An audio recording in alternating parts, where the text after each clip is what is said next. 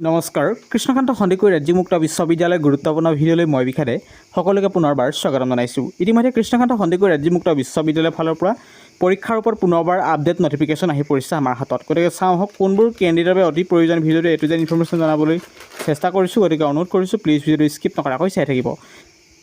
ইতিমধ্যে নটিফিকেশ্যন আহিছে কৃষ্ণকান্ত সন্দিকৈ ৰাজ্যিক বিশ্ববিদ্যালয়ৰ ফালৰ পৰা নটিফিকেশ্যন অহাৰ তাৰিখ আছিল 19/7/2024। ইয়াত উল্লেখ কৰা হৈছে notification for extension of exam form fill up date. গতিকে এক্সাম ফৰ্ম ফিল আপ ডেটৰ সময়সীমা বৃদ্ধি কৰাৰ ওপৰত কেন্দ্ৰ কৰি এখন নটিফিকেশ্যন প্ৰকাশ কৰা হৈছে। ইয়াত উল্লেখ কৰা হৈছে it is hereby informed to all the concern date the last date of submission of online payment for back learners only for degree 6 semester new and old course examination 2024 regular and back scheduled to be held in August September 2024 is extended as follows। গতিকে যি degree 6 semester new and old কোৰ্ছৰ exam অনুষ্ঠিত হ'বলৈ গৈ আছে 2024 বৰ্ষৰ কেতিয়াৰ পৰা আগষ্ট ছেপ্টেম্বৰ 2024। গতিকে যি বেক কেণ্ডিডেট আছিলে বেক কেণ্ডিডেটসকলৰ বাবে এখন নটিছ পাব্লিছ কৰিছিল। নটিছৰ নিৰ্দিষ্ট ডেট আছিলে, ডেটসমূহ নিৰ্দিষ্ট লিমিট আছিলে, লিমিটৰ ভিতৰত আপোনালোকে ফৰ্ম ফিল আপ কৰিবলগীয়া আছিল, অনলাইন মোডত ফিজ পে'মেণ্ট কৰিবলগীয়া আছিল। কিন্তু পুনৰবাৰ কি কৰা হৈছে ডেটটো বৃদ্ধি কৰি দিয়া হৈছে। যদি আপোনালোকৰ বেক আছে degree 6 semester new and old কোৰ্ছত তেতিয়াহ'লে আপোনালোকে বেকটো উঠাবলৈ হ'লে এই টাইমৰ ভিতৰত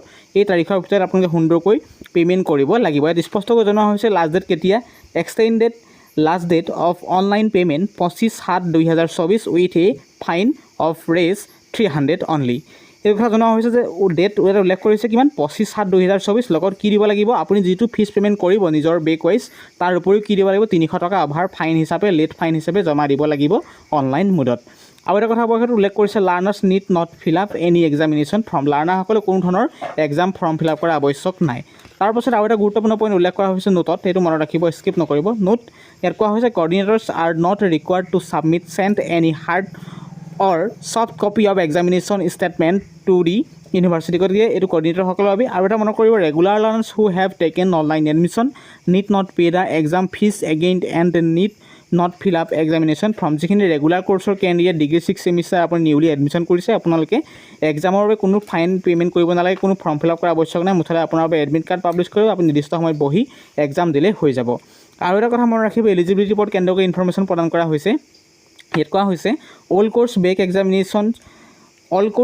examination for the degree 6 semester examination 2024 are valid only for the batches which enrollment number begin with 16।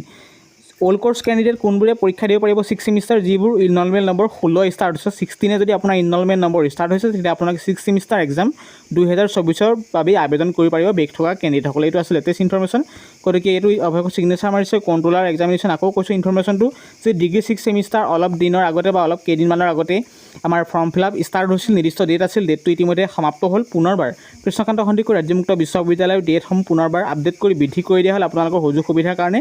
যদি ডিগ্ৰী 6 ছেমিষ্টাৰ আপুনি নিউ এণ্ড অল্ড কোৰ্ছৰ যদি কাৰোবাৰ বেক আছিল বেকটো উঠাবলৈ হ'লে নিৰ্দিষ্ট ডেট পুনৰবাৰ বৃদ্ধি কৰা হৈছে। নতুন আপডেট আহি পৰিছে যে অন্তিম তাৰিখ হৈছে 25/7/2024 আৰু লগত 300 টকা আপুনি লেট ফাইন হিচাপে জমা দিব লাগিব, অৰ্থাৎ অনলাইন মোডত নিৰ্দিষ্ট পে'মেণ্ট কৰাৰ উপৰিও আপোনালোকে কি কৰিব লাগিব অনলাইন মোডত আপুনি ফিজ পে'মেণ্ট কৰিব লাগিব, লগতে অনলাইন মোডত 300 টকা লেট ফাইন হিচাপে জমা দিব লাগিব। কিহৰ বাবে যে আপোনালোকে নিৰ্দিষ্ট সময়ত ফৰ্ম ফিল আপ নকৰিছে। গতিকে আপোনালোকৰ সুবিধাৰ বাবে কি কৰিছে 25/7/2024 ডেট ইতিমধ্যে বৃদ্ধি কৰি দিয়া হৈছে। জনাই থোৱা বিচাৰিছোঁ সকলোখিনি আপডেটৰ বাবে আমাৰ চেনেলটিক ছাবস্ক্ৰাইব কৰিব।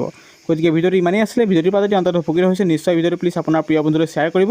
আকৌ নতুন ভিডিঅ' লৈ অহাৰ প্ৰতিশ্ৰুতিৰে আজিৰ ভিডিঅ' ইয়াতে সামৰণি মাৰিছোঁ। ধন্যবাদ।